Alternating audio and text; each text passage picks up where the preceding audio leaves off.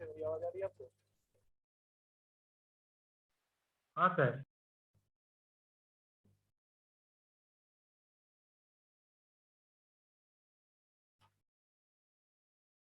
क्या पढ़ा रहा था?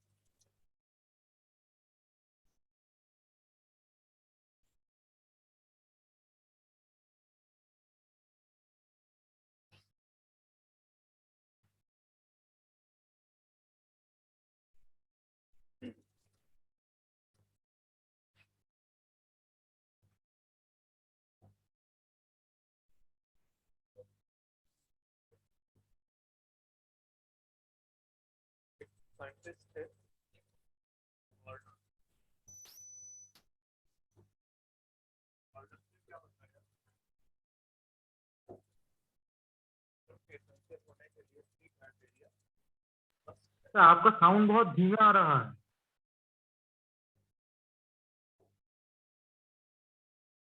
अब ठीक है। हाँ सर। मैं क्या बोल रहा था कि आर्नल्ड ने बोला कि किसी व्हीकल को एसेंशियल होने के लिए थ्री क्राइटेरिया जो है, थ्री थिंग्स जो है क्या होनी चाहिए? एक होना चाहिए उसका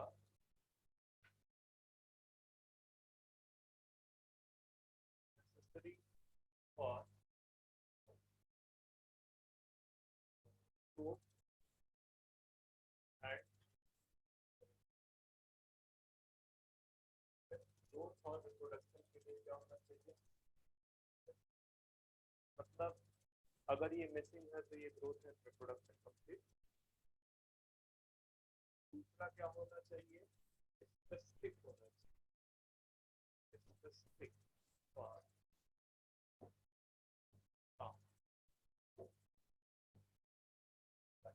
या लाइफ साइकिल। ठीक है, स्पेसिफिक होना चाहिए। और तीसरा क्या है कि डायरेक्टली इन्वॉल्व होना चाहिए, directly involve metabolism of the plant. ठीक है, मेटाबॉलिज्म ऑफ द प्लांट में डायरेक्ट इन्वॉल्व। ये थ्री क्राइटेरिया किसी भी मिनरल के एसेंशियल होने के लिए क्या है? मस्ट। ठीक है, अगर ये नहीं है तो वो मिनरल एसेंशियल एलिमेंट नहीं करता है। ठीक है, आप इस तरह से याद रख सकते हो।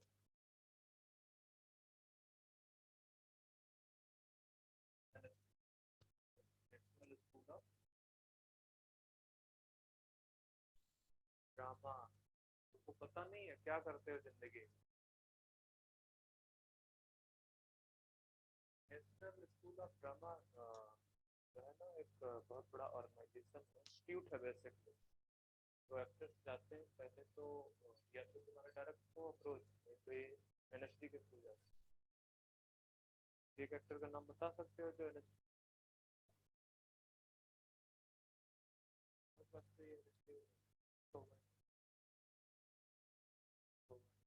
कोशिश बड़ी की, कोशिश की उसका हुआ है।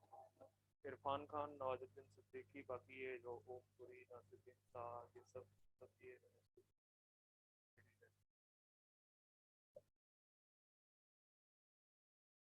मिथुन दा का मिनिस्टर वो है ना, पुणे में है, दिल्ली में।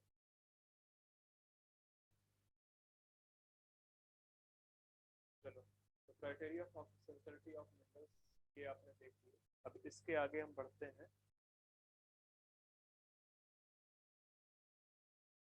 मैं कल क्या क्या बता दिया था, उसे बताओ तो।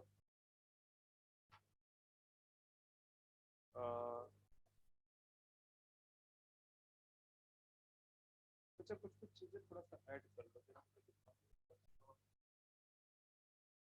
इस वाले पार्ट में, जहाँ पे मैंने आपको टाइप्स ऑफ मिनरल बताए हैं, द बेसिस ऑफ अमाउंट। यहाँ पे एक तो चीज मिस हुई है, वो चीज ऐड कर लो। जैसे कि carbon, hydrogen and oxygen nutrients, ये क्या है, but not because it comes from two and not from soil. ऐसी चीज जो सॉइल से आएगी उसी को आप क्या बोलोगे, मिनरल बोलोगे। ठीक है, तो ये न्यूट्रिएंट तो है पर मिनरल नहीं है। ठीक है, इसी वजह से वहां पे देखो टर्म क्या लिखा हुआ, मैक्रो न्यूट्रिएंट। ठीक है, तो मिनरल्स में आपके कौन कौन से आ जाएंगे, नाइट्रोजन, तो मैक्रो की बात कर रहा हूँ, कौन कौन से आ जाएंगे,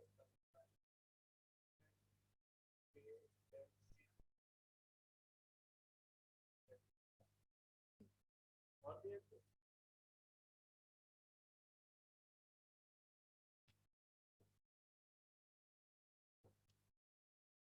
ठीक है, ये हो जिसमें से ये जो नाइट्रोजन है मोस्ट प्रेवलेंट, ठीक है, मोस्ट प्रेवलेंट है इन केस ऑफ मिनरल्स। तो ये वाले बेसिकली क्या है, ये बताओ न्यूट्रिएंट भी है,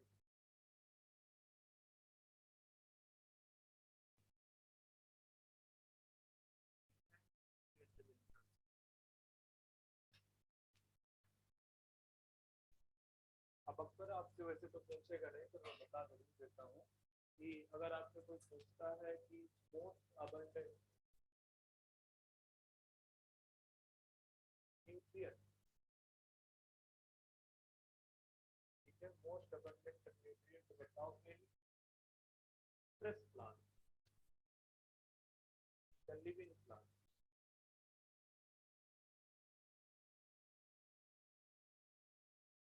प्लांट में कार्बन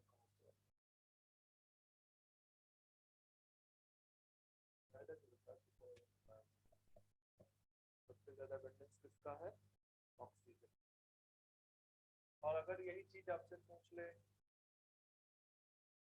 ड्राई प्लांट में या हाँ ड्राई प्लांट में, तो मतलब पानी क्या हो, जब पानी खत्म हो कौन सा हो जाएगा बच्चे,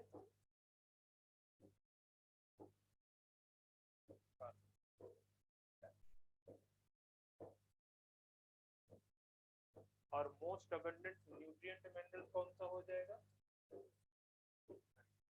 इतना डीप में कहाँ पूछता है तुम्हारे,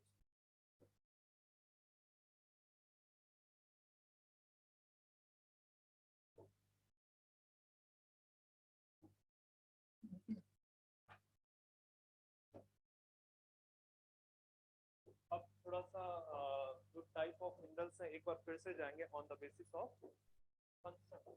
आपका एनसीईआरटी में जो ये टाइप ऑफ मिनरल्स है या टाइप ऑफ न्यूट्रिएंट्स बोल लो, इनको दो कैटेगरी में मतलब टू टाइप से क्लासिफाई किया गया है। पहला आपने देख लिया on the basis of their amount, ठीक है, या quantitative requirement, and second one is on the basis of function. ठीक है, तो जरा सा आप लिख दो टाइप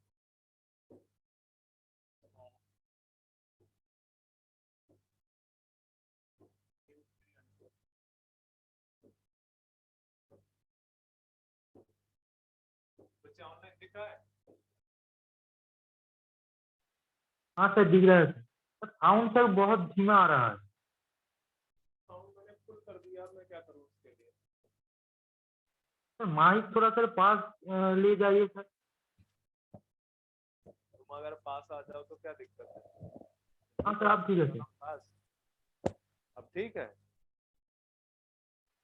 हाँ सर आप, देख लो यहाँ पे लगा हुआ है, बिल्कुल दिख रहा है ना स्क्रीन पे, हाँ ये सर, हाँ सर देखो आप ठीक है। देखोगे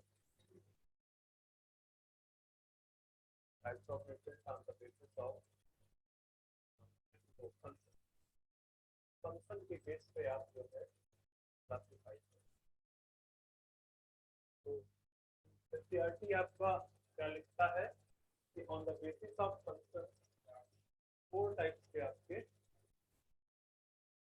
हो सकते, ठीक है, एक आपका पहला जो होगा जो स्ट्रक्चरल एलिमेंट बोलते हैं, स्ट्रक्चरल एलिमेंट, या इसी को आप क्या बोल सकते हो, प्रोटोप्लाज्म।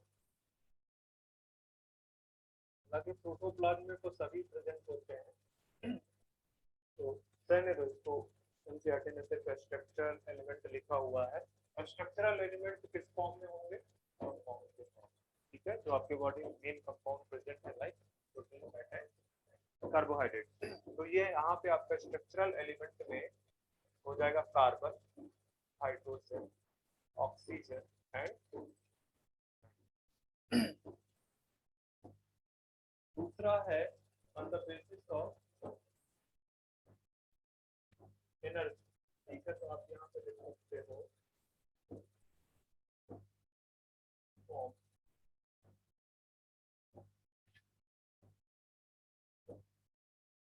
Energy compound. ठीक है, अब एनर्जी कंपाउंड में आपके दो आते हैं। एक है आपका फास्फोरस। देखो, फास्फोराइलेशन हर जगह पे यूज होता है। अगर किसी मॉलिक्यूल में रिएक्शन करवानी है तो सबसे पहले क्या होगा, उसको फास्फोराइलेट करना। ठीक, तो फास्फोरस। दूसरा एटीपी, आप जानते ही, एटीपी आपका एनर्जी सोर्स है। या इसके अलावा कौन कौन से सोर्स ऑफ एनर्जी है, एटीपी जनरली सबसे बड़ा सोर्स एटीपी है, देन जीटीपी, इसके बाद है तो टीटीपी वगैरह भी, ठीक है, थायरोसाइड, बट वो बहुत कम है। इस वजह से क्योंकि उनका जो फास्फेट होता है उसको तोड़ के एनर्जी निकालना थोड़ा सा डिफिकल्ट है। ठीक है, ज्यादा एनर्जी खर्च हो जाएगी एनर्जी निकालने में, तो नेचर इफिशियंट काम करती है थोड़ा सा, तो बेसिकली फास्फोरस। ठीक है, फास्फोरस देख सकते हो और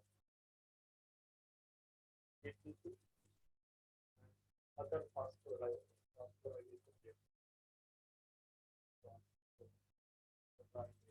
देखना आप अभी जब आप मेटाबॉलिक साइकिल्स पढ़ना स्टार्ट करोगे, जब आप रेस्पिरेशन पे पढ़ोगे या आप फोटोसिंथेसिस, तो देखना हर जगह पे फोटो जो फास्फोराइलेशन है हर जगह पे रोल प्ले। ठीक है, जैसे दो फास्फोराइलेशन के नाम तो आप बहुत अच्छे से जानते हो, उनको मैं काफी रिएक्शन को छोड़ देता हूँ।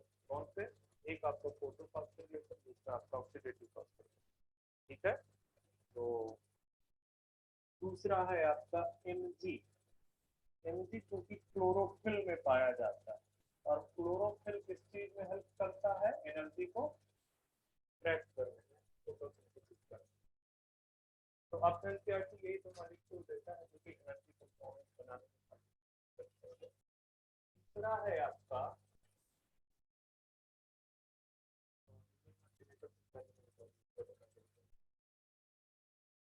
Osmotic potential regulator. रेगुलेशन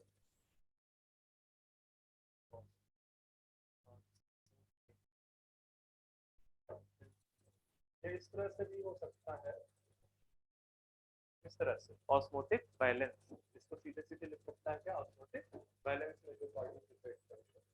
तो कौन कौन से हैं जो ऑस्मोटिक बैलेंस में पार्टिसिपेट करते हैं, सोडियम भी है,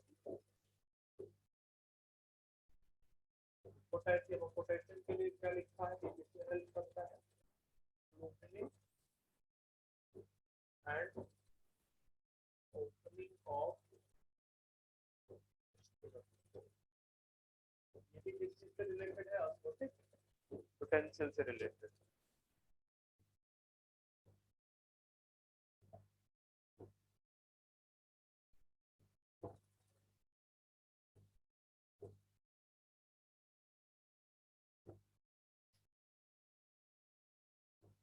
तीसरा फोर्थ वन लिखते हैं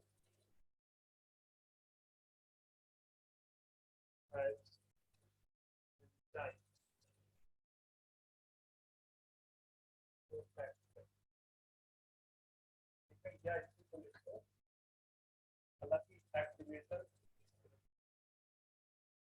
एक्टिवेशन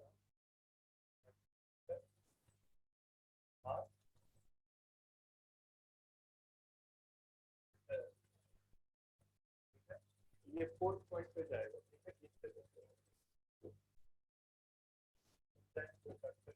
तो बहुत सारे लिख रखे हैं आपके एनसीईआरटी से। ठीक है। अब अगर बायोमोलिक्यूल चैप्टर आपको याद है तो मैंने आपको बताया था को फैक्टर के बारे में, बताया कि नहीं। को फैक्टर क्या करता है, एंजाइम की एक्टिविटी को रेगुलेट करता है, इधर बाय एक्टिवेटिंग और बाय इनहिबिटिंग। ठीक है, या तो इनहिबिशन करेगा या तो क्या करेगा, एक्टिवेट करेगा। तो यहाँ पे एनसीईआरटी में सारे एग्जांपल आपके एक्टिवेशन के लिए है। ठीक है, जैसे आपने यहाँ पे लिखा हुआ है क्या,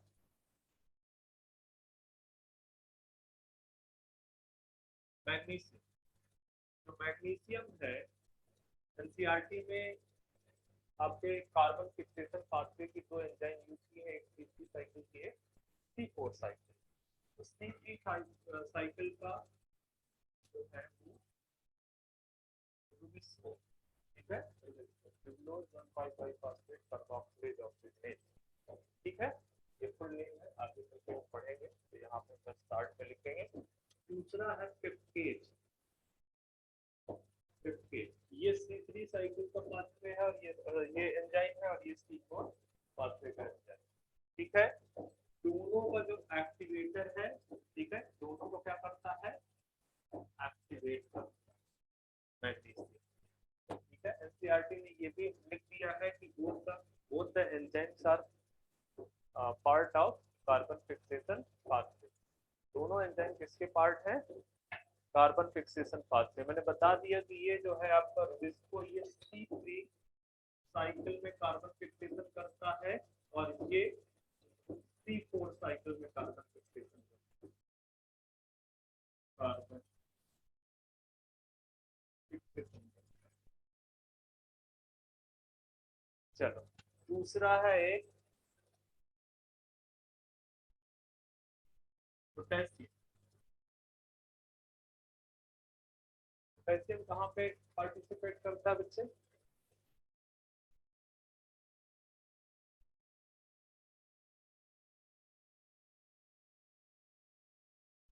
पायरुवेट काइनेज नाम सुना है, बताओ पायरुवेट काइनेज तुमने कहा नाम सुना,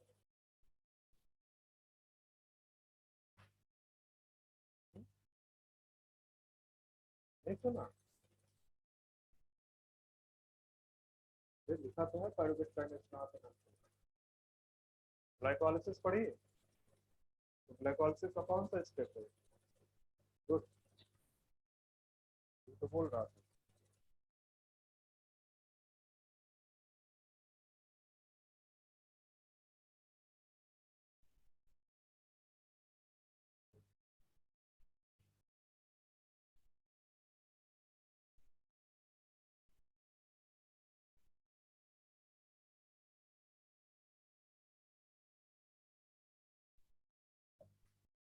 चलो इसको और लिखते हैं एनसीईआरटी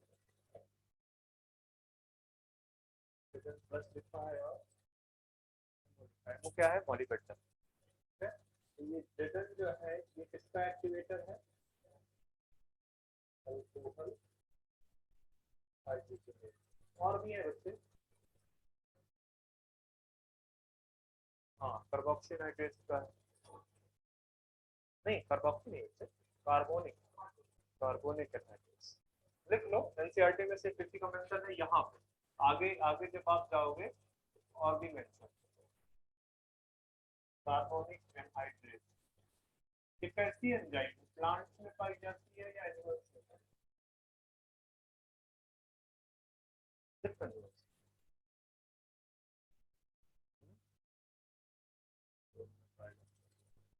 इसके अलावा आप जब क्या पढ़ोगे, फर्मेंटेशन, तो वहाँ पे पायरुवेट डिहाइड्रेशन है, जहाँ डिहाइड्रेट जाएगा वहाँ पे आपका जेड, सिर्फ आपको कंसंट्रेटेड पार्ट। ठीक है, मॉलिबेडनम आपका नाइट्रोजन फिक्सेशन पाथवे में, ठीक है, की एंजाइम में पार्टिसिपेट करता है, कौन सा,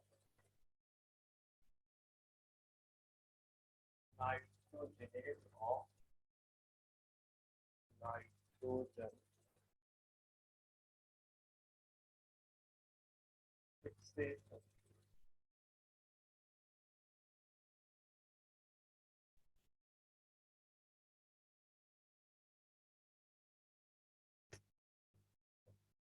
तो ये हो गए आपके, एनसीईआरटी में इतना ही कुछ किया है। तो अपना स्ट्रक्चरल एलिमेंट्स ध्यान में रखना, एनर्जी रिलेटेड कंपाउंड्स ध्यान में रखना, अपने ऑस्मोटिक पोटेंशियल को ध्यान में रखना। ठीक है, इसके अलावा कुछ एक नोट डाल के लिख दो, जैसे मेम्ब्रेन परमिबिलिटी। ठीक है, there are various minerals essential elements that participate in membrane polarity. Note डाल के लिखना। ये अब ये फंक्शन वाला पार्ट ये नहीं, फंक्शन वाला चीज तो मैंने आपको पिछली क्लास में वो मैंने करवा दी। ठीक है, जो एनसीईआरटी में मिलता है। इसके अलावा आपको नोट डाल के लिखना है। ठीक है, नोट डाल के क्या लिखना है कि there are some elements which participate in membrane permeability, membrane permeability में पार्टिसिपेट करते हैं। बताओ, पोटेशियम एंड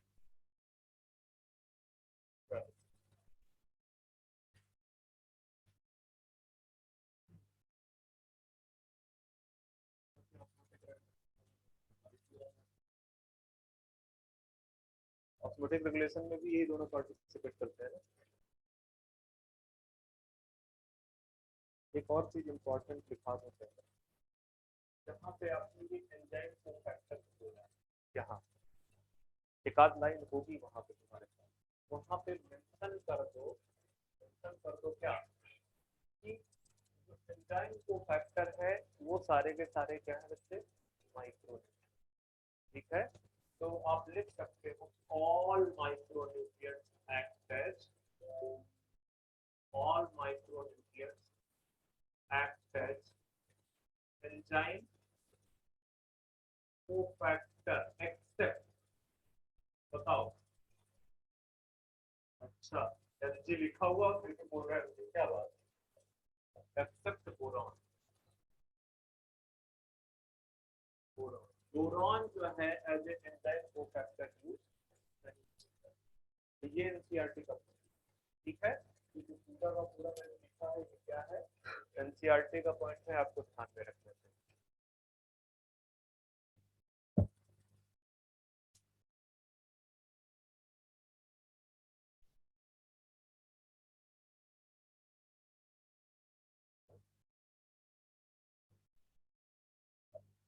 जरूर से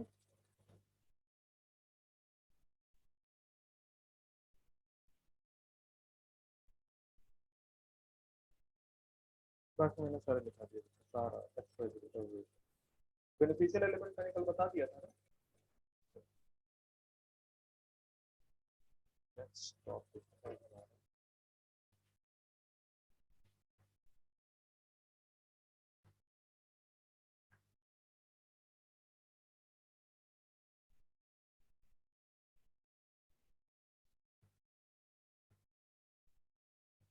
चलो ये भी खत्म कर लेते हैं, एटलीस्ट कुछ चीजें जो फिर आते हैं। हाँ, तीन चार टर्म जो कि आपके एनसीईआरटी में दिए हुए हैं, उस टर्म से बार बार क्वेश्चन पूछ लेता है। तो पहले मैं दो लॉ या जो डिफरेंट फंक्शन प्ले करते हैं, ये एलिमेंट्स आपके एनसीईआरटी में मतलब लिखे हुए हैं, वो मैं जस्ट आपको मेंशन करवा देता हूँ। इसके बाद आप यहाँ पे लिख दो फंक्शन ऑफ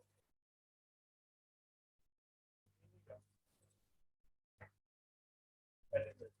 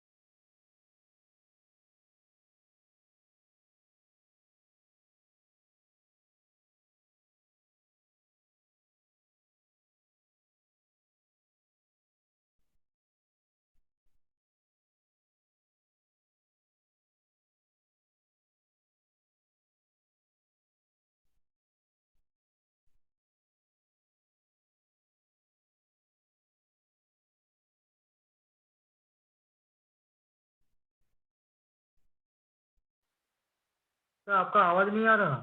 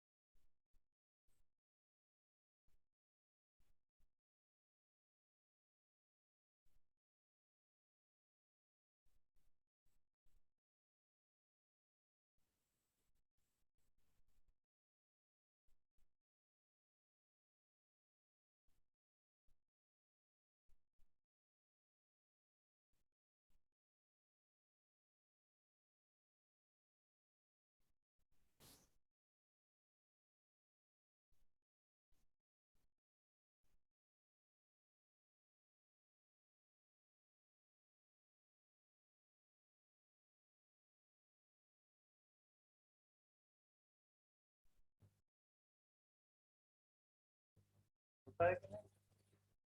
तो फॉर कॉमन सेंस आवाज आ रही है? हाँ सर, आप ठीक है।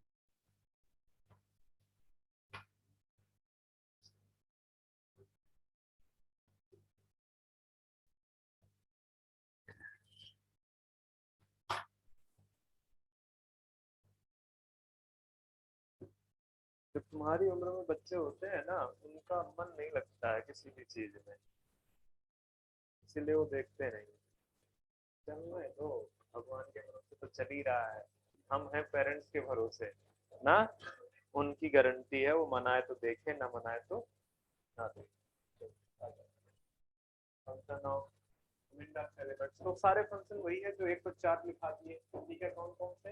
एक आपका जैसे मेम्ब्रेन परमेबिलिटी में हेल्प करता है, ठीक है।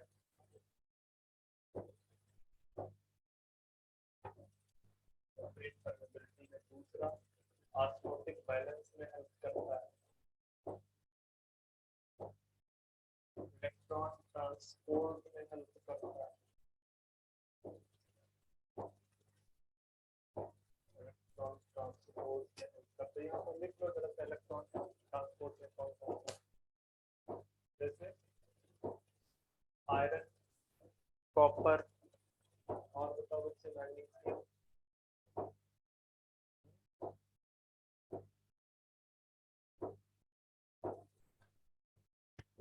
ठीक है। तो ऑस्मोटिक बैलेंस हो गया, रिडॉक्स ऑफ इलेक्ट्रॉन ट्रांसपोर्ट या रिडॉक्स रिएक्शन, ये सारे के सारे रिडॉक्स रिएक्शन, क्योंकि इलेक्ट्रॉन ट्रांसपोर्ट में क्या होती है, रिडॉक्स रिएक्शन ही तो होता है, रिडक्शन ऑक्सीडेशन रिएक्शन, ठीक है। तो आप यहाँ पे ये भी लिख सकते हो कि रिडॉक्स रिएक्शन, रिडॉक्स रिएक्शन।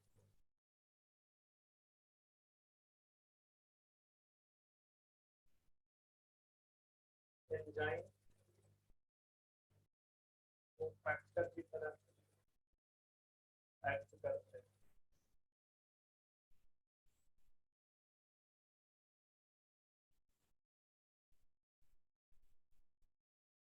और कौन कौन सा लिखा है? स्ट्रक्चरल एलिमेंट हो गया है आपको, हालांकि हम मिनरल एलिमेंट्स की बात कर रहे हैं, स्ट्रक्चरल एलिमेंट्स की बात कर रहे हैं। Nutrients,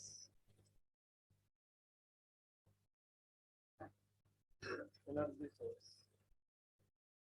energy related control, NCERT में कुछ कुछ मेंशन है, एक बार देख लेना, ठीक है। एनर्जी रिलेटेड, ये अच्छे बड़े आ रहे हैं।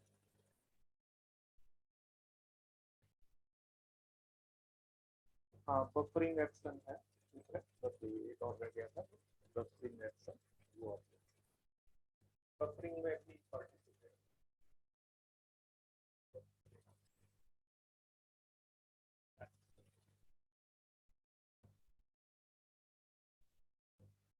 अब आते हैं कुछ टर्म्स, इसको कॉपी कर लिया हो तो कुछ टर्म्स पढ़ते हैं। एक है सबसे पहले क्रिटिकल कंसेप्ट, क्रिटिकल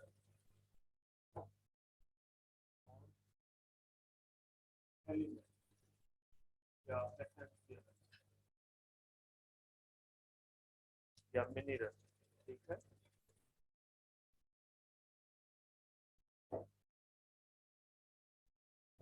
अब क्रिटिकल कॉन्सेंट्रेशन समझने से पहले आप थोड़ा सा एक ग्राफ समझ, ये वाली एक्सिस आपका क्या दिखा रही है, ग्रोथ दिखा रही है, और ये वाली जो एक्सिस है ये क्या दिखा रही है, कॉन्सेंट्रेशन ऑफ मिनरल या elements.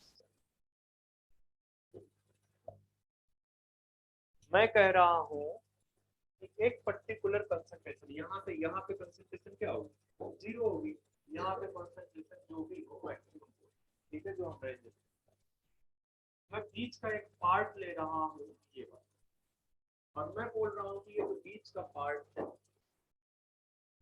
This part shows optimum growth, क्या है, ठीक है।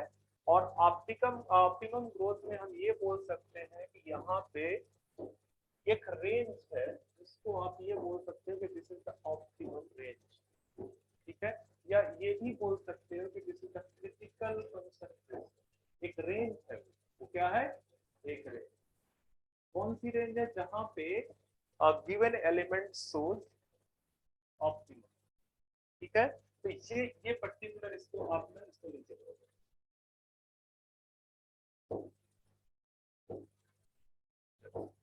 ठीक है। इसको इधर भी आप मिला सकते हो, आप अपने इसके लिए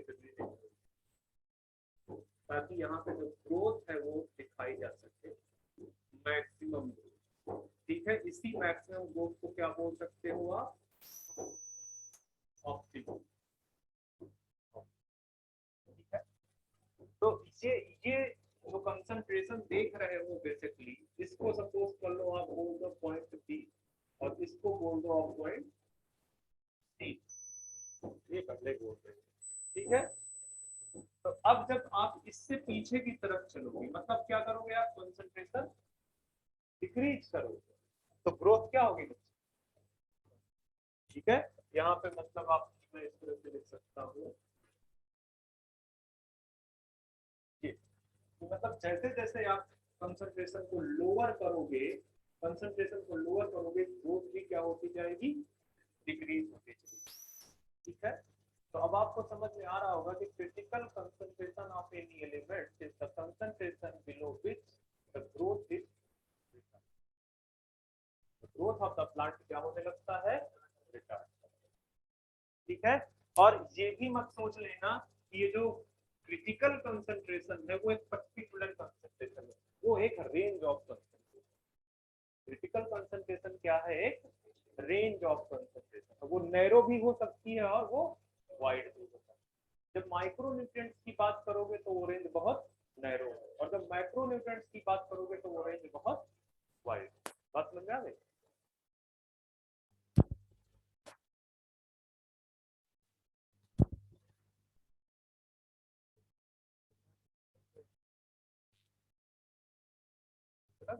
ये बैठे, ये इधर से इधर हो गए क्या, तो मैं ही बात कर रहा हूँ, मुझे ऐसा लगा कि तुम इधर बैठे हो, पहले फोकस तुम्हारे ऊपर था, तो फिर तुम दिखना बंद हो गए, या रोज इधर बैठते थे आज इधर चले गए, ऐसा कुछ नहीं। क्या करूँ बताओ, बच्चे आवाज आ रही है आपको, हाँ सर। ये क्या हुआ था, तो बीच में बोल देना चाहिए, ठीक है। तो चलो लिखो, क्रिटिकल कंसंट्रेशन क्या है, the concentration of any element, the concentration of any element या any essential element कहते हैं बच्चे, any essential element below which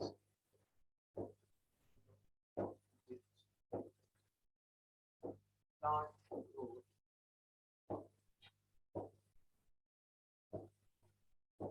is retarded, known as critical concentration। ध्यान में एक और चीज रखना, फिर इस तरह का अगर आपको दे दिया जाए सेटअप क्वेश्चन में, ठीक है, और आपसे बोल दिया जाए कि यहाँ पे डिफरेंट पॉइंट्स है, बी है, सी है, ठीक है, इसको आप फर्दर आगे इधर कंटिन्यू कर सकते हैं, ठीक है। तो इनमें से पूछ सकता है कि कौन सा बेसिकली पॉइंट होगा जो कि क्रिटिकल कंसंट्रेशन, मतलब जिसके नीचे प्लांट ग्रोथ रिटार्ड करने लगेगा, तो आप कौन सा पॉइंट बोलोगे, this is the B, below which, तो बी क्या है बच्चे, क्या हो गया, क्रिटिकल, ठीक है। हालांकि बी से सी तक आप ले जाओगे, बी से सी तक ले जाओगे तो ग्रोथ में कोई फर्क, ठीक है, क्योंकि वो ऑप्टिमम, उस रेंज पे ग्रोथ क्या है, ऑप्टिमम, ठीक है। तो ध्यान में रखना कि ये this is the minimum concentration, यहाँ पे ये भी लिख सकते हो मिनिमम मिनिमम, ठीक है, minimum concentration of any essential element below which the plant growth is retarded known as critical concentration. ठीक है, इसको आप इस तरह से भी समझ सकते हो, जैसे यहाँ पे मैं एक स्केल बना दूं, ठीक है, यहाँ पे आपको जो है क्या कहते हैं कंसंट्रेशन 0 से लेके सपोज कर लो एक मैक्सिमम कंसंट्रेशन तक है, और एक एक बीच में रेंज आएगा, तो जहाँ यहाँ से यहाँ तक जो ग्रोथ होगी प्लांट की वो क्या होगी, मैक्सिमम होगी, ऑप्टिमम होगी, ठीक है। और जैसे ही आप इस वाले से नीचे की तरफ आओगे ग्रोथ क्या हो जाएगी, रिटार्ड करने लगेगी। तो तुम इस पॉइंट को क्या बोल सकते हो कि this is the critical concentration. तो इस तरह से भी आप समझ सकते हो, ठीक है। अगर उस पिक्चर में समझने में दिक्कत आ रही है तो आप ये मानो कि दिस इज द स्केल, एक स्केल, किसका स्केल है, concentration of any essential element, ठीक है। तो यहाँ से जब ऊपर की तरफ चलते हो तो एक बीच में रेंज आता है, ठीक है, जो बेसिकली ऑप्टिमम रेंज है, जहाँ पे ऑप्टिमल ग्रोथ वो प्रोवाइड करता है प्लांट को। इसमें जो है क्या कहते हैं, जो मिनिमम जो है पॉइंट है उसी को आप क्या बोलोगे, क्रिटिकल। इसके नीचे की तरफ आप चलोगे तो प्लांट ग्रोथ क्या हो जाएगी, ठीक है। आगे चलो,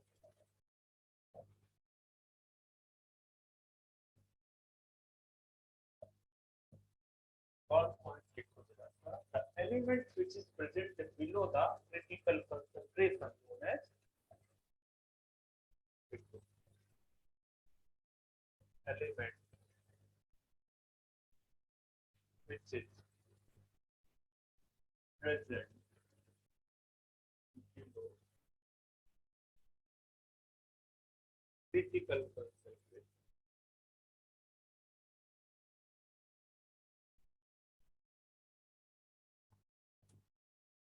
set to be, क्या बोलोगे, deficient, ठीक है,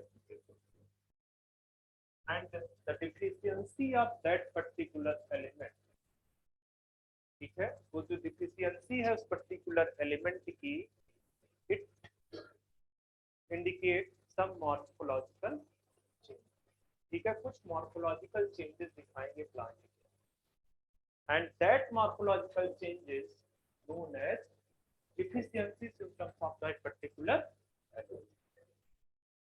तो यहाँ पे लिख दो,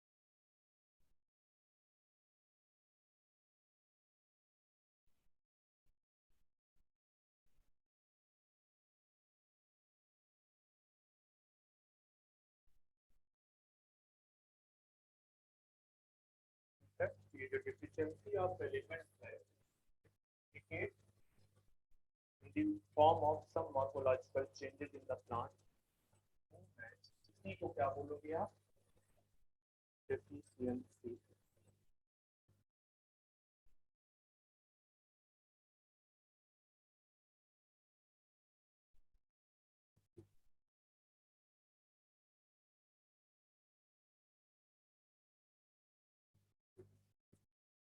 ठीक है, तो डेफिशिएंसी सिम्टम्स क्या है?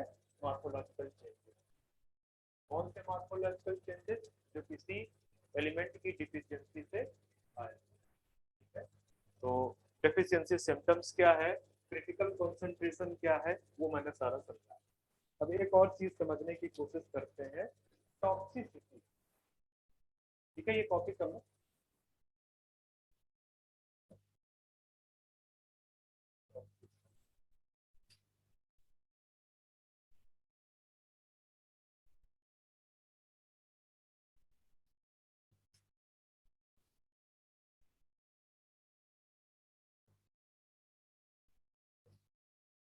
इसी पिक्चर पे देखो,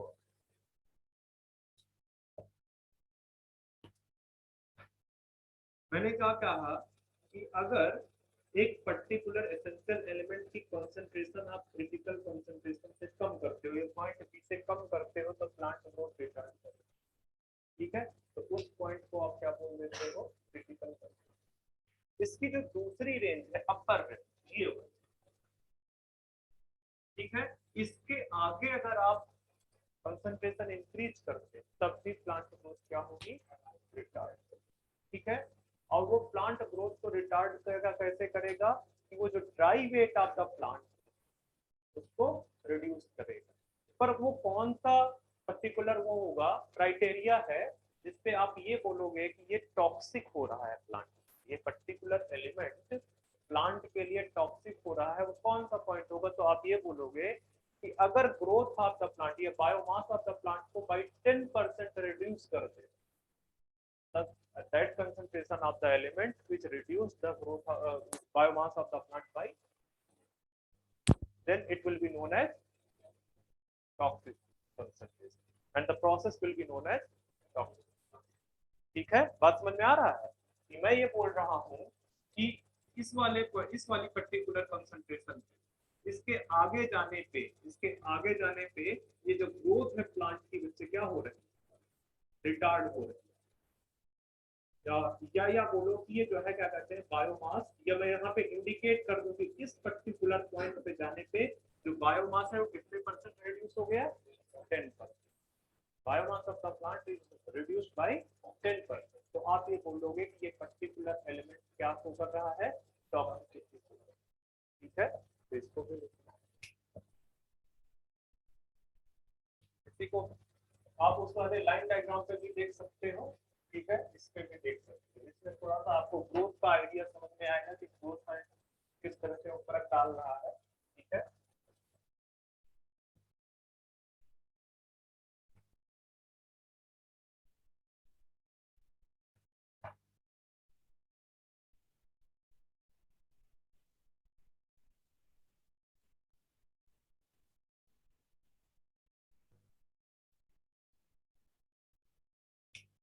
तो concentration of the element,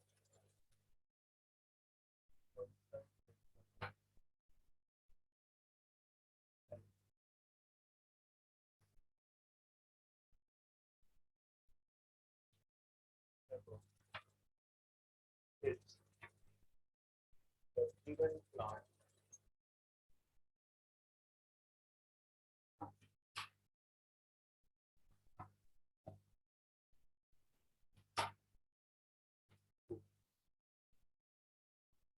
ten percent reduction in dry weight of the plant,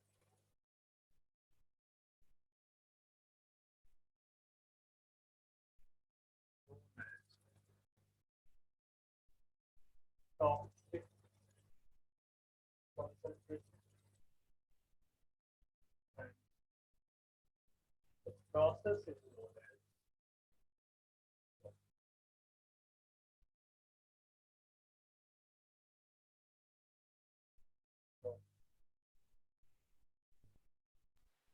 sir force के बाद सर क्या लिखे? क्या बच्चे? सर फोर्स के बाद सर क्या लिखे? सर रिडक्शन के, सर फोर्स के बाद 10% रिडक्शन बच्चे, 10% रिडक्शन के लिए बोलते हैं कि जब मैं बोल रहा हूँ तो उस समय आप पता नहीं कहाँ पे खोए हुए होते हैं। The concentration of the element above which the given plant shows 10% reduction in dry weight of the plant known as toxic concentration. कितनी बार मैंने आपको पिक्चर में बताया, जिसके बाद भी तुमको ये लग रहा है कि अभी ये तुमको समझ में नहीं आ रहा।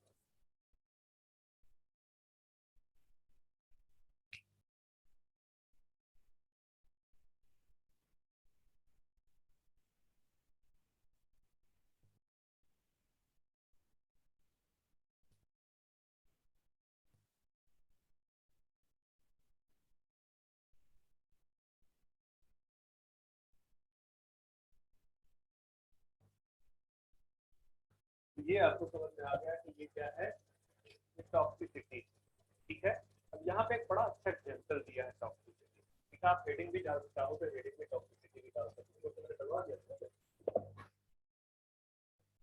ठीक है, तो इस ग्राफ में, ये ग्राफ के फॉर्म में बच्चे क्वेश्चन करते हो वो आ सकता है, क्वेश्चन आ सकता है, तो ध्यान में रखना कि इस तरह का कोई ग्राफ दे दिया और नीचे भी क्या रिप्रेजेंट करता है। तो पी तो बेसिकली बी और सी के बीच का जो है रेंज ऑफ कंसंट्रेशन शो कर रहा है, जो कि मैक्सिमम ग्रोथ दिखाएगा। ठीक है, इसके बी के पीछे आओगे तो ये कौन सा हो जाएगा, बी इसीलिए क्रिटिकल कंसंट्रेशन को शो करेगा। और सी के ऊपर जाओ तो वो क्वेश्चन आपसे पूछ सकता है इसमें से कौन सा पॉइंट ऐसा है जिसके पार जाने पे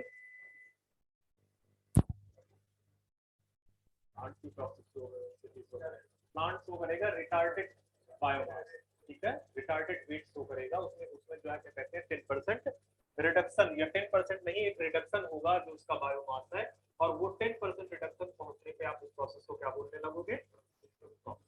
अगर 10% रिड्यूस कर दे रहा उसके बाद फिर आप बोलोगे कि ये पर्टिकुलर एलिमेंट क्या कर रहा है, टॉक्सिसिटी। ठीक है, तो इतनी चीजें हैं, आप ध्यान में रखना इस चीज को। एक एग्जांपल दिया है जो आपने एनसीईआरटी में टॉक्सिसिटी के लिए एक एग्जांपल दिया है जिसका है नाम एमएन टॉक्सिक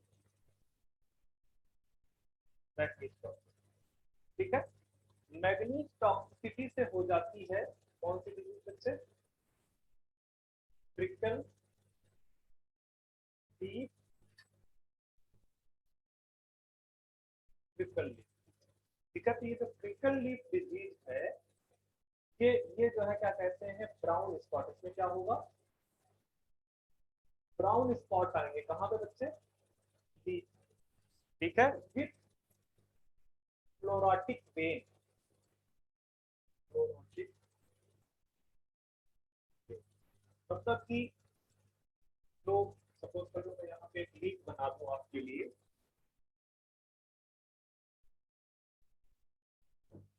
ये वेन्स है। ठीक है, तो वेन्स के आसपास का एरिया क्या शो करेगा, ठीक है, और साथ में इसके चारों तरफ क्या हो जाएगा, ब्राउन स्पॉट, ब्राउन स्पॉट हो गया, और जहां पे विंग्स थी वहां पे क्लोरोसिस शो कर रहा है। ठीक है, तो इसको बोलते हैं क्रिटिकल लीफ डिजीज। ठीक है, इट इज द रिजल्ट, ये किसका रिजल्ट है, एमएन टॉक्सिसिटी। फिर एनसीईआरटी क्या बोलता है, एनसीईआरटी बोलता है कि it might be chances, it may B, ये जो एमएन टॉक्सिसिटी है ये किसी एलिमेंट का डिफिशियंसी से, ठीक है, किसी एलिमेंट का डिफिशियंसी से। तो एक्चुअली क्या है कि ये जो एमएन है ना, एमएन ये इंटरफेयर करता है तीन एलिमेंट से। कहीं पर वो बाइंडिंग ऑफ एंजाइम्स के साथ में इंटरफेयर करता है, और कहीं पे वो ट्रांसलोकेशन में। ठीक है, बात समझ में आ रही है क्या बोलता है, कि जो एमएन है, यहाँ पे लिख लो,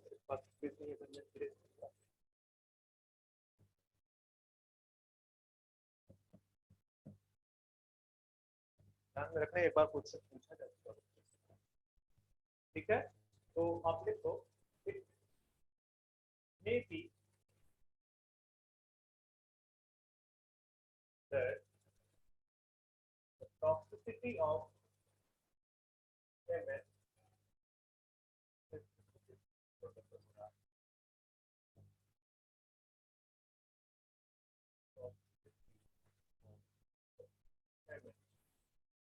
may be deficiency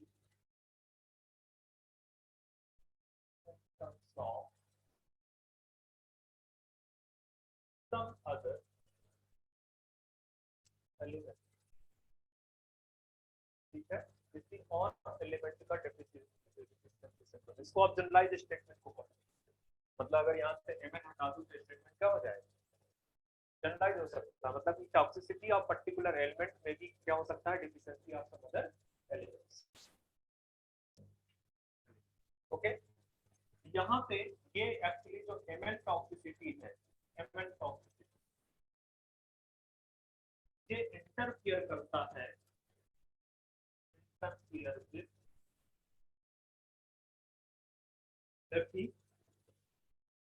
ठीक है। तो ये बेसिकली ये जो mn टॉक्सिसिटी है, इनके क्या है, ये डेफिशिएंसी सिम्टम्स, इसके डेफिशिएंसी सिम्टम्स है। ऑनलाइन में दिख रहा है आपको? हाँ सर। ठीक है, तो ये डिफिशियंसी सिम्टम्स है आयरन, कॉपर एंड, ठीक है।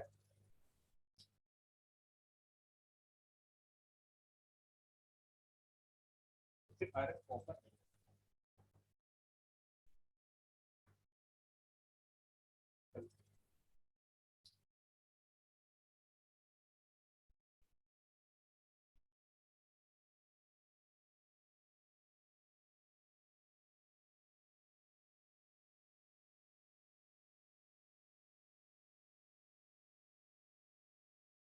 कुछ नहीं है, हो गया, हो गया, ज्यादा चीज लिख रहा है।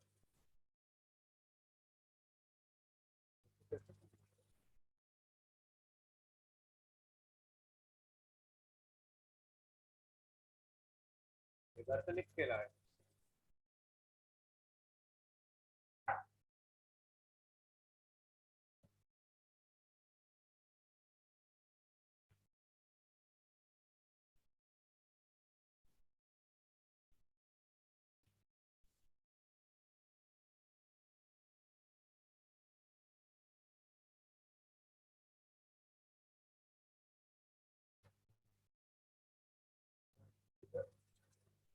यहाँ पे कौन सी मेंशन कर दो बच्चे, इधर की तरफ मेरे इस तरफ लिख देता हूँ या यहीं पे लिख देता हूँ, तो थोड़ा सा हो जाएगा।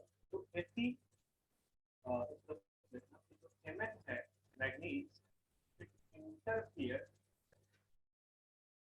Interfere with binding of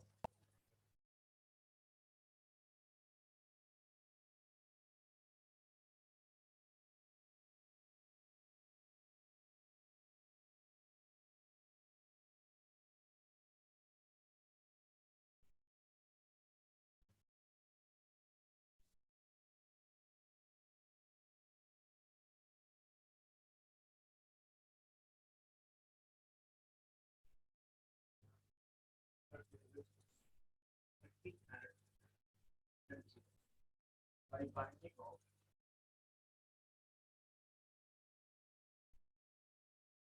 enzymes, मतलब एंजाइम्स के साथ ही आप बाइंड कर सकते हैं।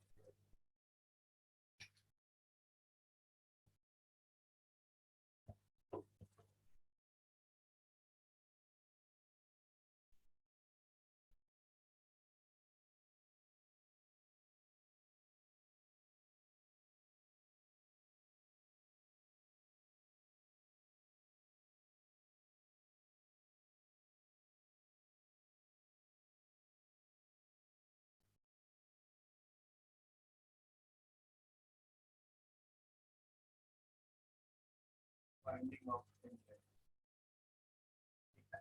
और Mn interfere with calcium, calcium translocation, interfere calcium translocation, उसके ट्रांसलोकेशन में प्रॉब्लम, तो एक पॉइंट आया हुआ था, ये दो क्वेश्चन। तो बाकी का जो पार्ट ये बचा है, तो हो सकता है कि पेमेंट टॉक्सिसिटी कर सकता है वो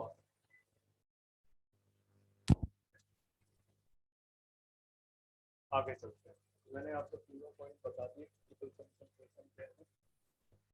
और पॉइंट ये है कि जनरली जो माइक्रो न्यूक्लियस थोड़ी सी भी कंसंट्रेशन इधर उधर वो या तो क्रिटिकल कंसंट्रेशन मतलब जो है क्या कहते हैं अगर कम हुई तो वो प्लांट की ग्रोथ को रिटार्ड करने लगेगा, अगर ज्यादा हो गई तो वो क्या करने लगेगा, टॉक्सिसिटी शो करने लगेगा। तो आप यहाँ पे जनरली ऐसे लिख लो, नोट लिख लो या फिर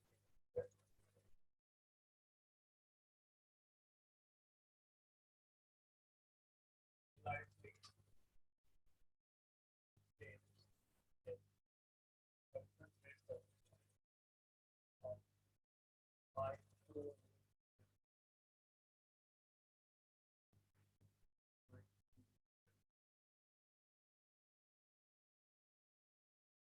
slight changes are not slight changes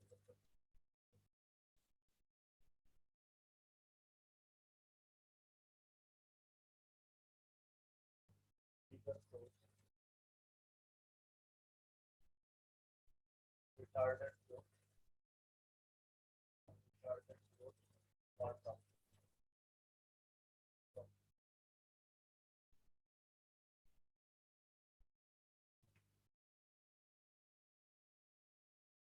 क्यों, क्योंकि जो है क्या कहते हैं जो कौन सा एलिमेंट है मैक्रो मैक्रो न्यूट्रिएंट्स उसका जो रेंज है वो बहुत ज्यादा है, मतलब बहुत बड़े रेंज पे काम करता है, तो इसकी कंसंट्रेशन में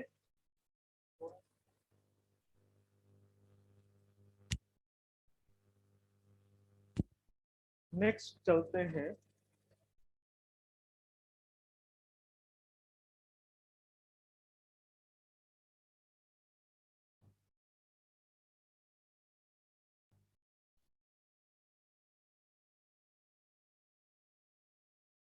हाँ एक और इम्पोर्टेंट पॉइंट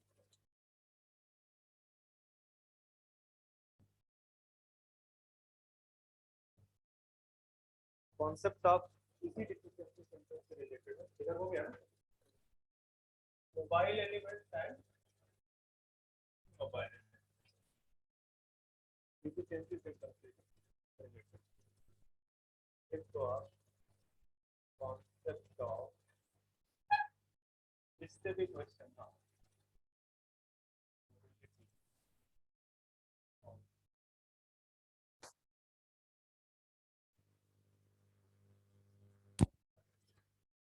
अगर कंसंट्रेशन क्रिटिकल से नीचे होगी तो डिफिशिएंसी सिम्टम्स आएंगे किस फॉर्म में, मॉर्फोलॉजिकल चेंज। इतना क्लियर, ठीक है।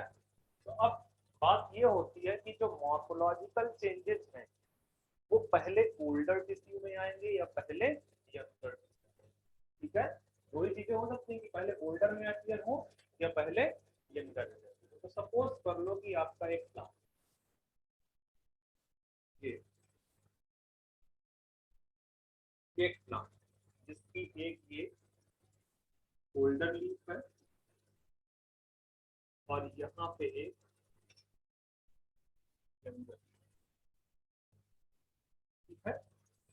कॉन्सेप्ट समझने की कोशिश करना, और मैं बोलता हूं कि ये जो सॉइल है यहाँ पे सॉइल है, सॉइल इज डिफिशिएंट, ये डिफिशिएंट है किसी पर्टिकुलर एलिमेंट के, अभी नाम नहीं, soil is deficient for the particular element, ठीक है। और हो क्या रहा है कि डिफिशिएंसी सिम्टम्स आपका दिख रहा है, ये होल्डर टिश्यू में लिख देता हूं, होल्डर का होल्डर का। तो हुआ क्या हो, आप समझने की कोशिश करो, बाद में यहाँ पे सपोज कर लो मैं बोल देता हूँ कि यहाँ पे जो है नाइट्रोजन की डिफिशिएंसी, किसकी डिफिशिएंसी है, डिफिशिएंसी हुआ तो ओल्डर टिश्यूज में डिफिशिएंसी सिम्टम्स मॉर्फोलॉजिकल चेंजेस के फॉर्म में अपीयर हो गए, ठीक है। तो ये ओल्डर में ही क्यों अपीयर हुए हैं यहाँ पे, उसका रीजन ये है कि जब यहाँ पे नाइट्रोजन जब उसका ओल्डर टिश्यू है जो कि सेनेसेंस स्टेज पे प्रेजेंट है, ठीक है, जिसका बहुत ज्यादा काम नहीं बचा, तो वहां से कुछ एलिमेंट्स को क्या कराएगा, एक्सट्रैक्ट कर देगा, निकाल लेगा, और उसको कहां पे, तो जो डिफिशिएंसी सिम्टम्स आए हैं क्योंकि कमी यहाँ पे हुई है, पूरा कहाँ से किया गया, ओल्डर पार्ट से, तो डिफिशियंसी सिम्टम्स कहाँ पे अपीयर होंगे, ओल्डर पार्ट। पर ये तभी हो पाएगा जब वो पर्टिकुलर डिफिशियंट मिनरल या एलिमेंट मोबाइल हो। वो क्या है, मोबाइल, वो एक जगह से दूसरे जगह ट्रांसपोर्ट हो सकता, तभी वो सिम्टम्स जो है वो बेसिकली वो यहाँ पे जा पाए। तो देयर आर कुछ एलिमेंट्स ऐसे हैं जो बेसिकली एक जगह से दूसरी जगह ट्रांसपोर्ट किए जा सकते हैं, तो उनको क्या बोलते हैं, mobile. Like nitrogen, phosphorus, potassium, ये सब किस तरह के हैं, मोबाइल। बट एक कंडीशन तो ये हो गई ना, तो अब आपसे क्वेश्चन पूछ सकता है कि अगर डिफिशियंसी मोबाइल एलिमेंट्स की हुई है, तो जो डिफिशियंसी सिम्टम्स है वो पहले कहाँ पे अपीयर होगा, तो डिफिशियंसी सिम्टम पहले अपीयर होगा ब्लड टिश्यू में, और फिर लगातार डिफिशियंसी रह गई तो फिर यंगर, तो वो आपकी यंगर टिश्यू कहाँ पे अपीयर होगा, फर्स्ट कहाँ पे अपीयर होगा। दूसरी चीज क्या है कि अगर डिफिशियंसी सिम्टम्स हो जाए एक ऐसे एलिमेंट की जो कि नॉन मोबाइल इमोबाइल, तो क्या होगा कि जो डिफिशियंसी सिम्टम है वो बेसिकली यहां से तो ले ही नहीं पाएगा ना, क्योंकि ब्लॉक हो रखा है। तो डिफिशियंसी सिम्टम्स कहां पे अपीयर होगा, यंगर फॉर्म, ठीक है, यंगर टिश्यू।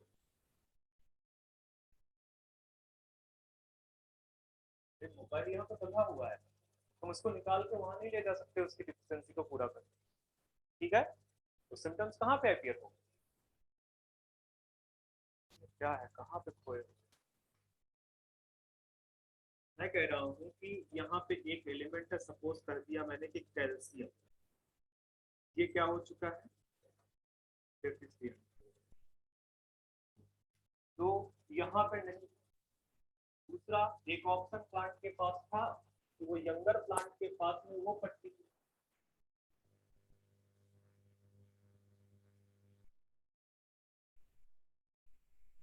प्लांट ने वो जो टिश्यू है ओल्डर टिश्यू उसको बहुत जबरदस्त तरीके से होल्ड कर रखा है, उसको निकाल पाना वहां से पॉसिबल नहीं।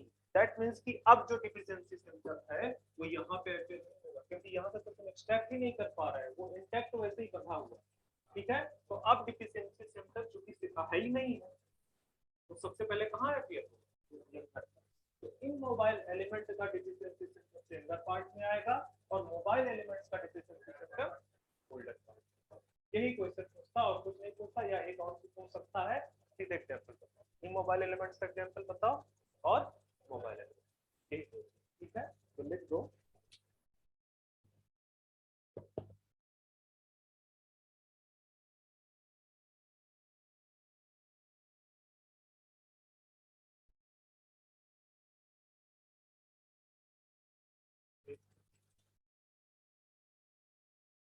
नहीं है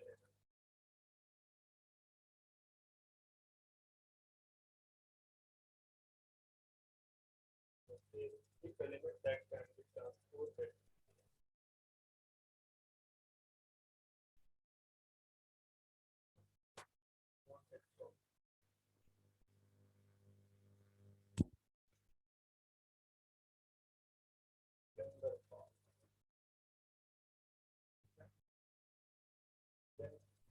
एलिमेंट विल, क्या बोलोगे, मोबाइल, मोबाइल, और मोबाइल एलिमेंट के एग्जांपल लिखो नाइट्रोजन, फास्फोरस, पोटेशियम, और भी बहुत सारे, ठीक है, या मैं भी देख के दिखा देता हूँ, ठीक है। एंड यहाँ पे लिख दो कि the deficiency symptoms, deficiency symptoms of mobile elements का डिफिशियंसी सिम्टम्स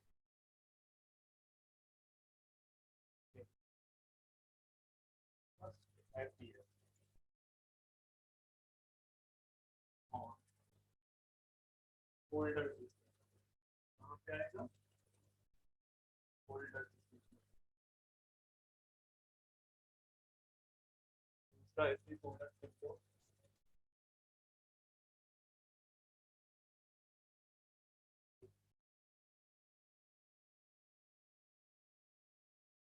एलिमेंट भी strongly bound,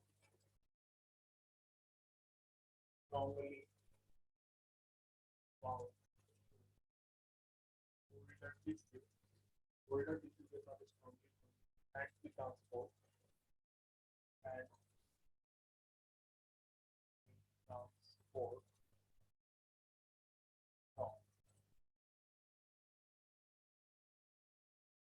older to younger tissue. Then ये वाला एलिमेंट क्या कहलाएगा? एलिमेंट क्या कहलाएगा?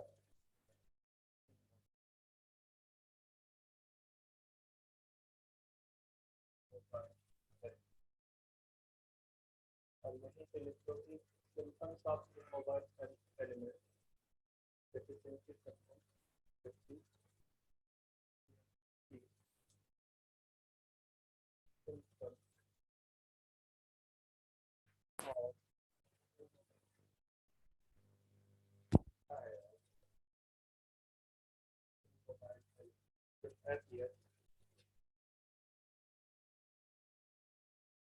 कहाँ पे क्या करेंगे?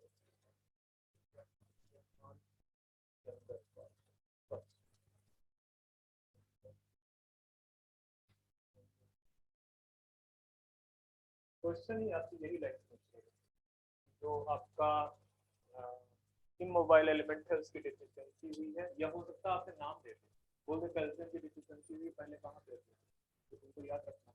ठीक है, अब इसलिए तुम्हारा जो है ज्यादातर टाइम पे तुम्हारा जो एनसीईआरटी है मतलब नीट है वो इनडायरेक्ट क्वेश्चन देता ही नहीं है, बहुत कम देता है इनडायरेक्ट क्वेश्चन। ठीक है, तो आप यहाँ पे लिख दो जहाँ पे आपने लिखा है इमोबाइल एलिमेंट, जैसे एक तो बिल्कुल याद रखना कौन सा, कैल्शियम, और अगर ऑप्शन में कैल्शियम नहीं है तो तुम क्या सेलेक्ट कर सकते हो, सल्फर। ठीक है, पर अगर कैल्शियम है तो सल्फर को सिलेक्ट नहीं करो। ठीक है, calcium is the most immobile element, क्यों? क्योंकि कैल्शियम बना हुआ होता है मिडिल लैमेला के साथ। ठीक है, पेप्टाइड के फॉर्म में, और उसको निकालना बहुत डिफिकल्ट है।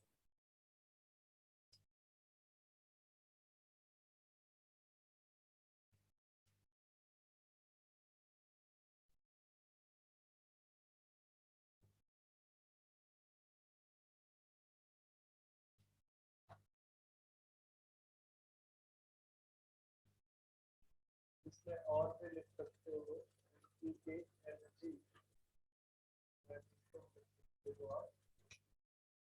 और अच्छा कई बार ना सल्फर को दोनों जगह रखता है बच्चे, सल्फर को तुम्हारा बहुत सारा ऐसा क्वेश्चन भी है और बहुत सारी बुक्स है जहाँ पे दोनों में रखा हुआ है। ठीक है, तो कंफ्यूज मत होना, इसको इसको तुम यहीं पे रहने देना। हाँ, अगर कैल्शियम नहीं दिया तब तो सल्फर मान लोगे, और कैल्शियम दिया तो सल्फर को एक किनारे करोगे, सीधे किसकी बात करोगे, कैल्शियम। ठीक है, इसके अलावा और भी यहाँ पे दो लिख लो, एक बोरॉन है और दूसरा आयरन। ठीक है, कैल्शियम सल्फर बोरॉन आयरन, ये तो हो गया मोबाइल।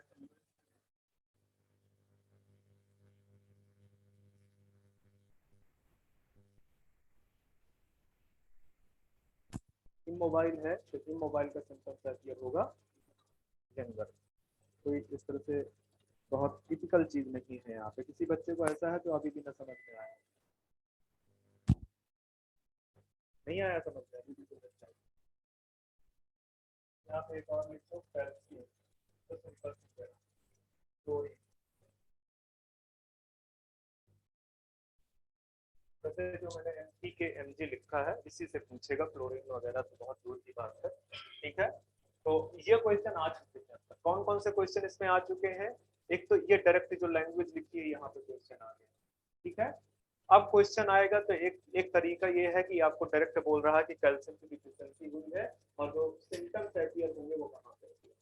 ठीक है, दूसरा ये भी क्वेश्चन पूछा जा चुका है कि कौन सा इमोबाइल एलिमेंट्स है कौन सा मोबाइल है, मतलब एग्जाम्पल वाला भी क्वेश्चन हो चुका है। तो ये एक क्वेश्चन बनता है अभी कि आपसे इनडायरेक्टली पूछे कि जो है पर्टिकुलर एलिमेंट है, अब अगर आपको ये पता है कि वो इमोबाइल है या मोबाइल है तभी आप क्वेश्चन कर पाओगे, अदरवाइज। ठीक है, तो ये एग्जाम्पल याद रखने, और ये भी याद रखना कि मोबाइल एलिमेंट होगा तो सबसे पहले ओल्डर में दिखेगा, इमोबाइल हो तो पहले यंगर में दिखेगा। चलो आगे बढ़ते हैं।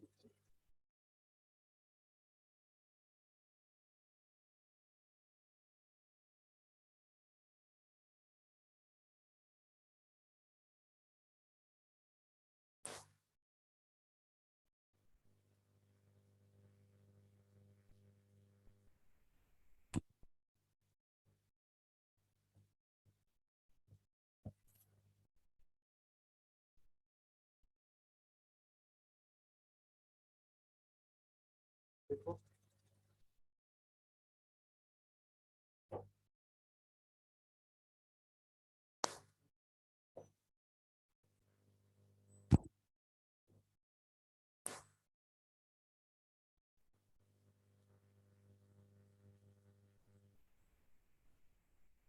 Fluorosis,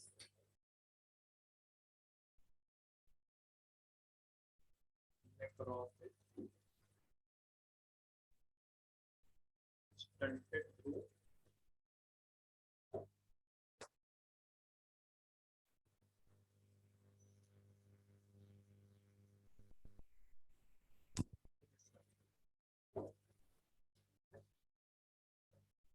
fluorosis, necrosis, stunted growth and cell division.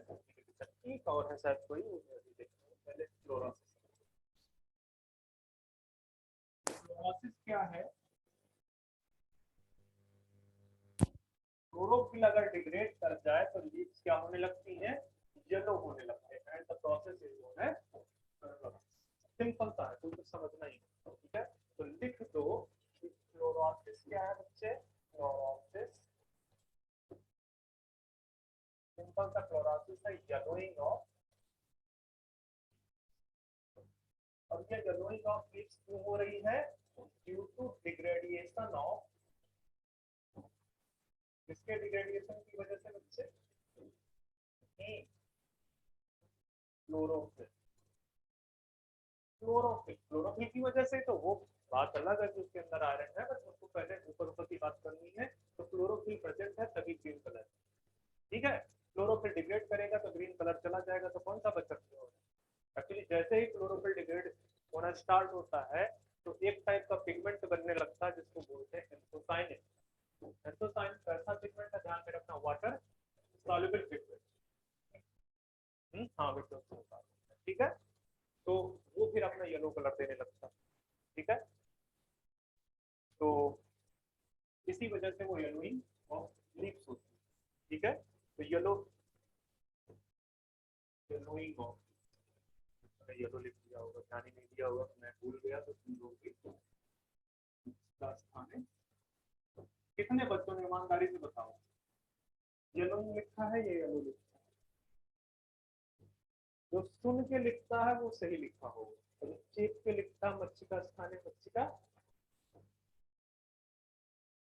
एक,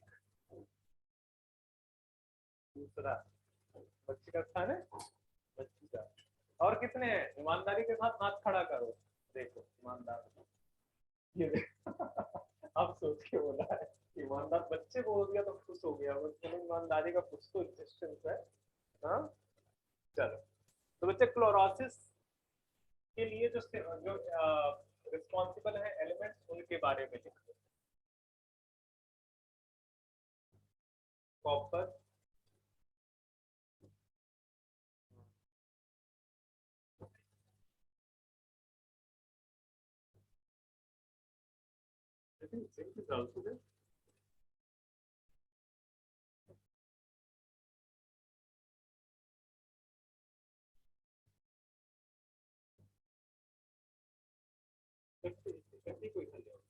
तो पहला ये जटिल नहीं, मोनोस या रिंग करते हैं, बहुत देर एग्जाम्पल याद होने में तो बहुत ही मुश्किल रहती है, ठीक है।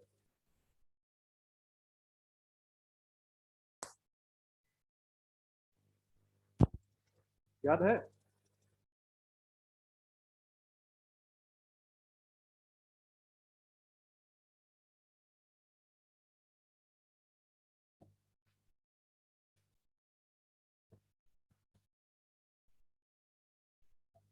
मैं मुझे याद रहे ना रहे से बहुत बार आया, ठीक है। जो चीज मैं बोल रहा हूँ इससे क्वेश्चन कुछ ज्यादा ही बार आ चुका है। तो मैं बोल रहा हूँ यहाँ पे दिया नहीं है एनसीईआरटी है बच्चे किसी के पास? एक्चुअली क्या था, मैंने ना एक फ्रेज बनाया हुआ था, वो फ्रेज मेरे दिमाग से उड़ गया है। जैसे माइक्रो न्यूट्रिएंट्स को याद करने के मेरे पास एक फ्रेज है, मैं उसी से उसको याद रखता हूँ। जानना चाहते हो? एक मिनट होल्ड करो, मैं जरा से इसको देखूं, ऐसा कैसे हो सकता है, मॉड्यूल में दिया नहीं है।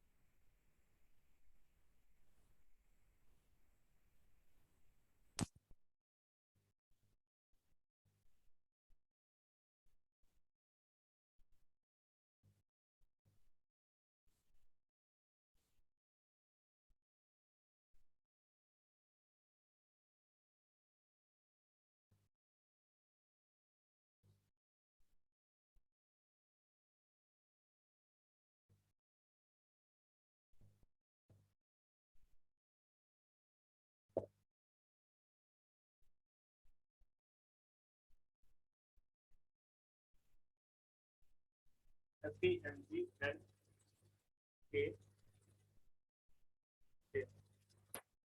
FEMG and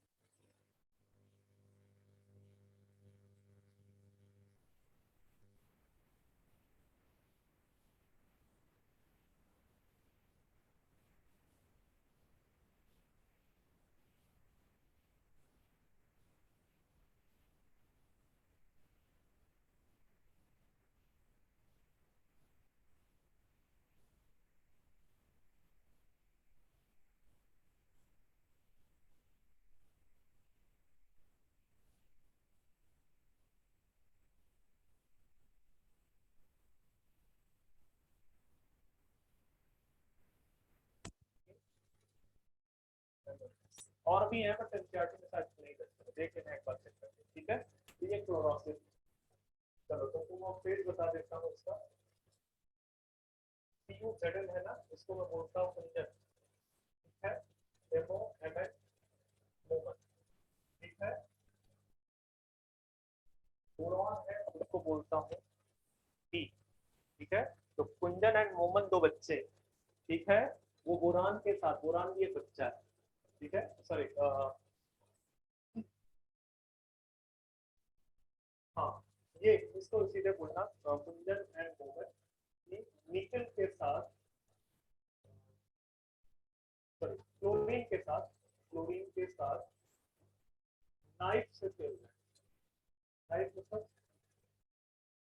ठीक है। अब के NiF पे मत जाना, ये NiF है, ठीक है। नाइफ से खेल रहे हैं, तो तुम्हारा कितना होगा, 4 5 6 एंड 2 8, ठीक है। तो कुंजन एंड मोमन ये तो बिल्कुल याद रहेगा तुम्हें, CuZn, ठीक है। जी, जी की जगह पे मैं बी बोल रहा हूँ उसको, ठीक है। क्लोरीन के साथ नाइफ से खेलता है, नाइफ एसिड, तुम्हारे चांसेस के तुमको हेल्प करे, ठीक है। नहीं तो तुम अपना भी क्रिएट कर सकते हो, अपना वाला तो ज्यादा कर सकते हो, ठीक है। तो आप इस तरह से आप कर सकते हो। जो बाकी के वो हैं माइक्रो न्यूट्रिएंट्स, वो बहुत आसान है, क्यों, क्योंकि उसके आगे तो आप जानती है CH4CS, ठीक है, कितने हो गए, 6, ये बिग 6 है, 98% के लिए रिस्पॉन्स है। इसके अलावा कौन बचता है, पोटेशियम, कैल्शियम एंड मैग्नीशियम, ये तो बहुत आसान, ठीक है। तो वो चीज हो गई। चलो दूसरे पे आते हैं, नेक्रोसिस, ठीक है। नेक्रोसिस कुछ नहीं है, सेल डेथ अगर हो रही है तो उसको क्या तुम बोलोगे, नेक्रोसिस, ठीक है। सेल डेथ और टिश्यू डेथ, सेल टिश्यू,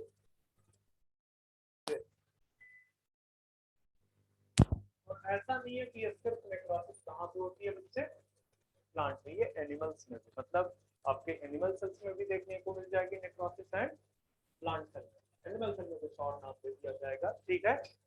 तो cell or tissue death is known as necrosis. कई जगह पे ये लिख देते हैं इंजरी ऑफ, ठीक है, injury of cell or tissue is known as necrosis. पर क्या है कि इंजरी होगी तो डेथ तो होना ही है, सेल्स के लेवल पे डेथ होना है, ठीक है। तो नेक्रोसिस, नेक्रोसिस के लिए कौन कौन से रिस्पॉन्सिबल है एलिमेंट, देख लो एक बार।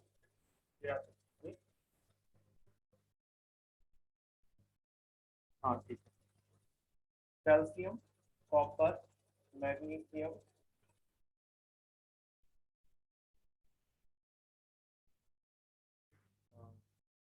पोटेशियम, तो सही है ना।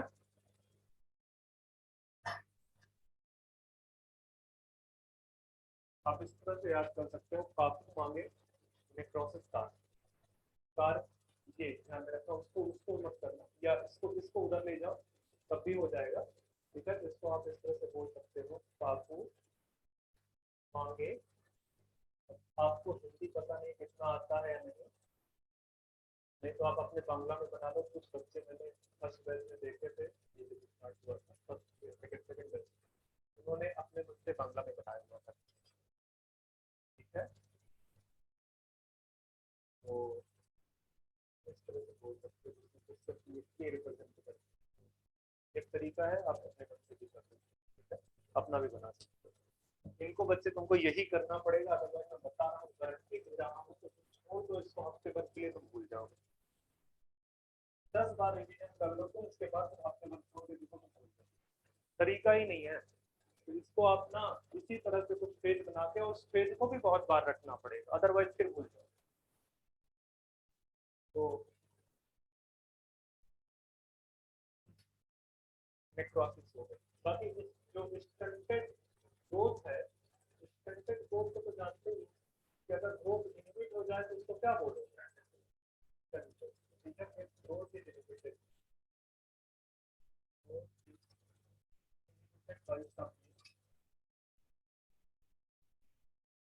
something क्या है, इनहिबिटेड बाय deficiency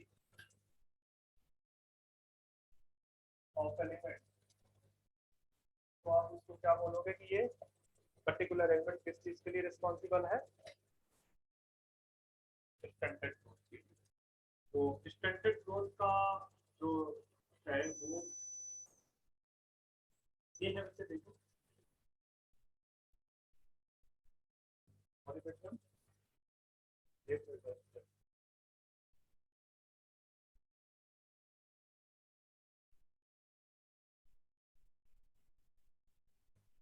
सही है,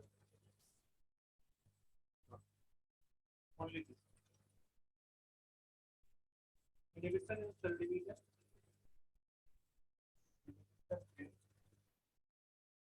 सेल डिवीजन, सेल डिवीजन के लिए जो इनहिबिशन है, ठीक है, उसके लिए बस अब यहाँ पे मुझे कुछ सिखाने की जरूरत नहीं है। यहाँ पे लिख लो के मोनास, ये है मोनास, ध्यान में रखना, स्टंटेड ग्रोथ के लिए मोनास है, और इनहिबिशन ऑफ सेल डिवीजन के लिए के मतलब से दोनों पूछे जाए। आपके नीट में दोनों पूछे जाए, और ये तो पूछे गए ही, मतलब ये पूरा का पूरा पिछले कई बार क्वेश्चन है। मतलब तुम्हारे पास कोई ऑप्शन ऑप्शन लेस बना के रखना है तुम्हारी जिंदगी में।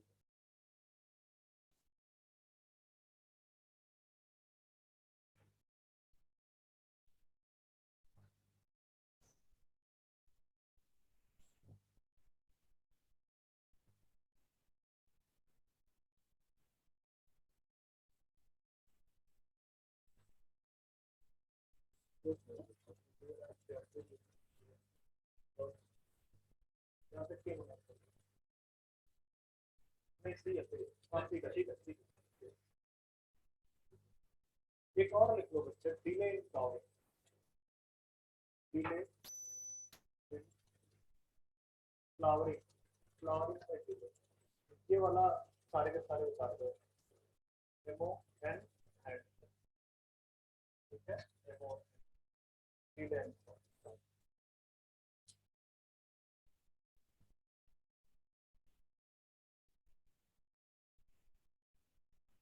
हाँ एक और पॉइंट लिख लो, ये है कि हाइपर एफिशिएंसी एलिमेंट से रिलेटेड। जैसे मैं एक प्लांट बना दूं, पहले समझ लो फिर उसको लिख हो जाएगा, नहीं भी लिखूंगा तब भी आ सकेगा। ये सपोज कर लो एक प्लांट है,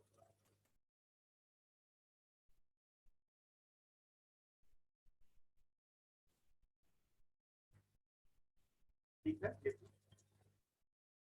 तो प्लांट के हर एक पार्ट, प्लांट में ये वाला पार्ट आपका क्या है बच्चे, स्टेम में ये पार्ट क्या है, रूट का ये पार्ट क्या है, लीफ का है। अगर इसमें आप कहीं पे फ्लावर बना दो, ठीक है, फ्लावर बना दो तो वो अपना अलग पार्ट है, फ्रूट बना दो अपना। डिफरेंट पार्ट्स जो प्लांट के हैं, उनमें जो क्रिटिकल कंसंट्रेशन है किसी भी एलिमेंट की वो वेरिएबल। समझाया आप क्या बोल रहा हूँ? ये भी बोल सकते हो कि ये पर्टिकुलर प्लांट है तो इसमें हर एक टिश्यू में जो क्रिटिकल कंसंट्रेशन है वो सेम रहेगा। क्रिटिकल कंसंट्रेशन हर एक पार्ट में एक प्लांट में या डिफरेंट प्लांट में क्या होगी, variable. Critical concentration of any element is variable in different parts of the different parts of plant. Different जो parts है plant के उनमें जो critical concentration है किसी भी element की that is variable। एक point। दूसरा समझो ये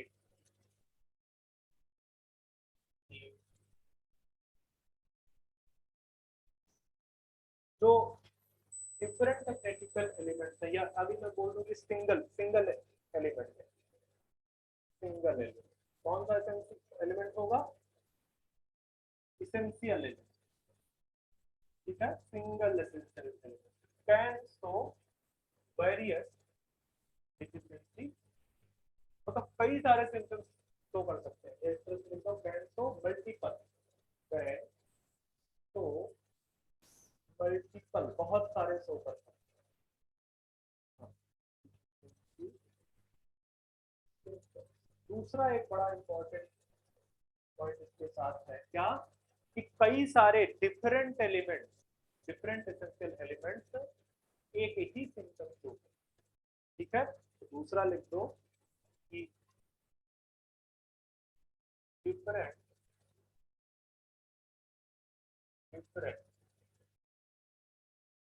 एसेंशियल एलिमेंट में शो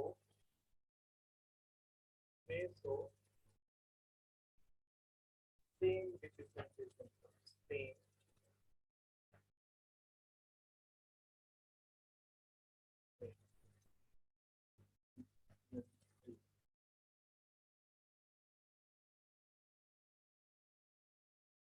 सेम डिफिशिएंसी सिम्टम्स भी कई सारे, मतलब डिफरेंट भी सेम शो कर सकते हैं और एक कई सारे शो कर सकते हैं। ठीक है, वो किस पे डिपेंड करेगा, वो प्लांट पे। हो सकता है ह्यूमन डिफिशिएंसी मोनो नाइट्रोजन की एक प्लांट में कोई दूसरा सिम्टम हो, दूसरे प्लांट में कोई दूसरा, या एक पार्ट ऑफ द प्लांट में कोई दूसरा सिम्टम हो, दूसरे पार्ट ऑफ द प्लांट में कोई दूसरा, मतलब कि वेरिएशन है। तो ये हो गया 12 बज गए।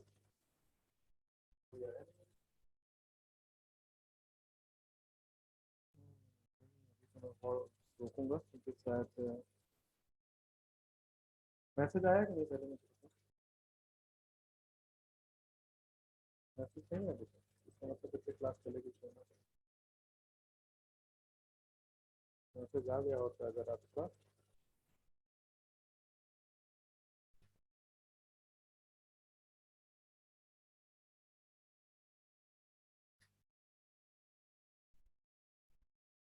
तो अब बच्चे नेक्स्ट जो टॉपिक हमें देखना है वो क्या है, रोल ऑफ एसेंशियल एलिमेंट या पर्टिकुलर एसेंशियल एलिमेंट। रोल आपके जितने भी हैं ये कौन, कितने 19 का कितने 17 17 एलिमेंट्स है आपके, इनके इंडिविजुअल इनका सोर्स क्या है, किस फॉर्म में बेसिकली एब्जॉर्ब करते हैं। ठीक है, और ये प्लांट के अंदर किस तरह का जो है काम करते हैं, फंक्शन क्या है उनका प्लांट के अंदर, और तीसरा अगर इनकी डिफिशियंसी हो जाए तो किस तरह के ये कैरेक्टर शो करेंगे मॉर्फोलॉजिकल चेंज। ये 3 पॉइंट्स में हमको डिफरेंट एलिमेंट्स देखने, मतलब जैसे मैं अभी पढ़ाऊंगा पहला, सबसे पहला क्या पढ़ाऊंगा, नाइट्रोजन। सबसे पहले मैं बताऊंगा नाइट्रोजन के बारे में। तो नाइट्रोजन के बारे में आपको बेसिकली 3 पॉइंट पे ध्यान देना है कि ये इसका सोर्स क्या है और किस फॉर्म में एब्जॉर्ब, ठीक है, किस फॉर्म में एब्जॉर्ब होता है। कई बार क्वेश्चन डिफरेंट एलिमेंट से पूछा जाता है, अभी लिखना नहीं है इस वजह से, तो मैं इसको आगे नहीं करते, बस थोड़ा सा दे देता हूँ तुमको इंट्रोडक्शन, ठीक है। तो सोर्स देखेंगे तो सोर्स तो आपको पता ही है कि मेजॉरिटी ऑफ द जो मिनरल एलिमेंट्स हैं उनका सोर्स क्या है, हम स्टार्ट ही कहाँ से कर रहे हैं, नाइट्रोजन, क्योंकि कार्बन हाइड्रोजन ऑक्सीजन का तो हमको पता ही है, कार्बन आपका एयर में प्रेजेंट है एटमॉस्फेयर में, और आपका H2O आपका वाटर का पार्ट, ठीक है, H2O जो है वाटर हाइड्रोस्फीयर से आपको मिल जाता है, ठीक है। तो हमने उनको लिख दिया, हमने सीधे स्टार्ट कहाँ किया है, मिनरल एलिमेंट्स, जो मैंने आपको बोला हम मैक्रो न्यूट्रिएंट्स की समय बात नहीं कर रहे हैं, किसकी बात कर रहे हैं, मिनरल एलिमेंट्स की बात कर रहे हैं, ठीक है, मिनरल एलिमेंट्स की। तो सोर्स आपका किस फॉर्म में एब्जॉर्ब हो रहा है, एक चीज। दूसरा, ये प्लांट के अंदर उसका अपना फंक्शन क्या है, किस चीज के बनाने में पार्टिसिपेट कर रहा है। नाइट्रोजन देखोगे तो नाइट्रोजन तो बहुत ज्यादा हर जगह पे इन्वॉल्व है, ठीक है, प्रोटीन से लेकर हर जगह पे इन्वॉल्व है, एंजाइम प्रोटीन जो भी चीज है, ठीक है, वो एंजाइम विटामिन सब जगह आपको नाइट्रोजन मिल जाएगा, ठीक है। इसके अलावा अगर उसकी डिफिशियंसी